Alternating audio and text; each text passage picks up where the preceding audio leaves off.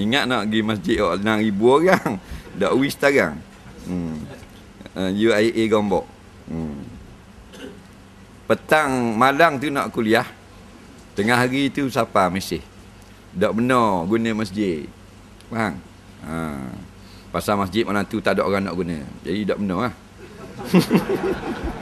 Kalau ada orang nak guna, benda sabar lah. Tak. Sebab malam tu orang tak nak guna masjid tu. Jadi dia pun tak benar kita guna. Dia nak suruh kosong. Jadi dia pun tanyalah nak buat ke tak. Pasal dia beri satu bilik cek je. Ada besar ni. Ada besar ni. Besar ruang yang luar ni tak besar ni. Kata dah biar dah mari dah kan. Gilah. Nak siang budak-budak. Rupanya tak ada orang larang-larang pun. Dia takut gitu. Dia takut. Padahal bukan ceramah politik. Nampak? Ceramah kuliah biasa. Fardu ain. Soal jawab agama. Nak. Cakap 3 naik atas. Naik dekat atas. Dia tarik wayar, awak screen pasang di luar.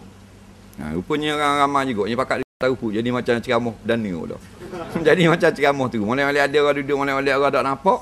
Dalam masjid jadi jeng habis. Dengan jalan-jalan jeng, dengan kereta jeng habis. Nak, orang terlampau ramai. Jadi kalut habis.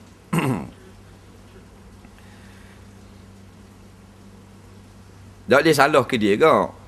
Nak, macam kita kerja dengan orang. Nak, bila kita kerja dengan orang, pihak atasan tak payah kata, buat kenyik hati gitu.